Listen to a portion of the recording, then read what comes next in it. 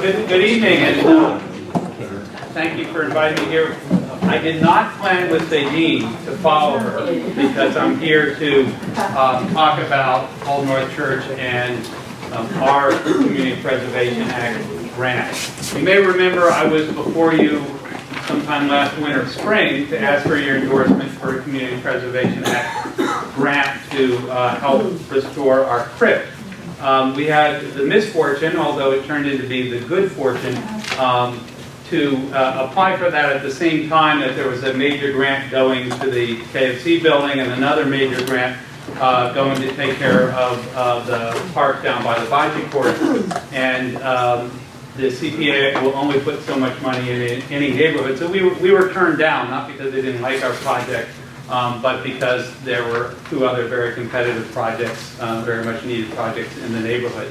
I say it turned out to be a good thing because over the course of the summer I found another way to fund finishing the crypt, working with the National Park Service, who are giving us a major chunk of change to do that project. So that freed us up to then come back to CPA, talk about another project that's near and dear to my heart, and we passed some images around, and I've been before you to talk about it because it's also received Brown Fund funding. We got a design fund from the Brown Fund a few years ago, and it was before the Brown Fund now, to get a fabrication grant. If you're familiar with the church, you know we have a beautiful courtyard and garden on the north side of the church. It's underutilized.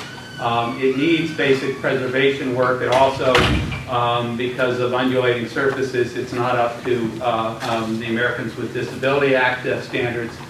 So we need to do some basic work in the park. But we also want to really think about how we can advance our interpretive mission in that space. And and our landscape architect, who happens to be a regular here, Sean Sanger, is here. He can answer questions too. But working with Sean and holding a number of community meetings with our neighbors, with teachers from the Elliott School, with interpreters from other historic sites, we've designed a park that will be still be a garden. There'll be a lot more seating there because we're going to put all the plant material and raised planters with seat walls in front of them, and we'll have some tables and chairs in there as well. But what the park is going to focus on is helping us interpret Longfellow's poem, Paul Revere's Ride. You know, everybody knows one if by land, two if by sea. Almost nobody knows that that poem was written in 1860, and that Longfellow worked very closely with a lot of Boston-based abolitionists, including Senator Charles Sumner, who had his own bedroom in Longfellow's house. They were very close friends.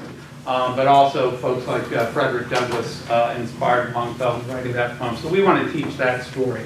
And so a key element of the design of this new space is to install a water fountain. It ought to be a reflective water table, not a lot of spray, but just water kind of bubbling over a reflective surface. And Sean's positioned it in such a way that you should be able to see the reflection of the church and bell tower in the fountain while you're reading the poem, which will be inscribed on the side. And then we have a number of portable planters that will have more interpretive plaques, some referring to Frederick Douglass, some referring to some of Longfellow's other anti-slavery poems, and Charles Sumner, and we're still working on the exact number of references. But the idea is to create an educational space where visitors, and particularly school groups, can come and really learn a little more about the poem. It's usually taught as bad history. Longfellow was not a historian, he was a poet, he was an abolitionist, and we really want people to understand that freedom was not just about kicking King George out of America, but those revolutionary images were used to motivate people during the Civil War. So it's a very exciting project. We're looking for your support. We're looking for funding both from the Community Preservation Act. We're also looking for funding from another citywide foundation called the Henderson Foundation. And I would love to have your support for that. Before I take questions, I want to add a couple things to Thadine's talk. One is when she talks about there being more state money, it is our state representative, Aaron Mikowitz, who was very instrumental in getting more money into matching local CPA. So when you see Aaron, thank them for that and encourage them to keep up the good work. So it's really important to know that you've got your representative on this issue that's very important to this neighborhood and has already brought in the last round, I think, around $3 million to the neighborhood. Aaron's out there helping you, so wanted to note that. With that, happy to take questions, or we can put Sean on the spot as well, who's our landscape architect. Yes. Steve, could you say something about public access to the garden? Sure. Old North is open, during the season, 9 to 6 or 9 to 5, and 2 to 4 off season. It is always open, free of charge to anyone who lives in the city of Boston. The city of Boston supports us with grants and support in a number of ways. And while we do charge people from Oshkosh, Wisconsin, we do not charge anybody from Boston. We also provide all our educational programs free of charge to Boston Public Schools. We've been actually working pretty closely with the Elliott Innovation School. Several of their teachers sat in on some of our design sessions, and they actually made some very significant contributions in terms of how we shape that space and where we place the fountain so that it would be a good educational space for students. So it's always available, and it's always available to neighborhood groups after hours if you want to come in. And I don't know what you have to do for insurance or alcohol. We drink there occasionally, so all that, if your neighborhood group, the Elliott School uses us, North Bennett Street School on occasion uses us, the Girl Scouts are going to be using the space and our education room inside. So we really want to be good neighbors. This is a really beautiful, wonderful space, and when we're done renovating it, it's there for all of you to use. Come in by yourselves, have lunch there, but if you have a group activity that you want a nice private space, it's really great for kids in that there is one way in and out, so you can have a guard at that place and they can run around and not run off. Please use us, and that's true of the whole church as well. NIMPAC uses us on occasion for music concerts, and we really do want to be open to the community. I have two questions. One smart-ass question. You allow smoking? You're not smoking? No. No, and we don't sell CBD products in the gift shop either. But the other question, Unity Court, the side of the alleyway, you're not going to have entrance through there, right?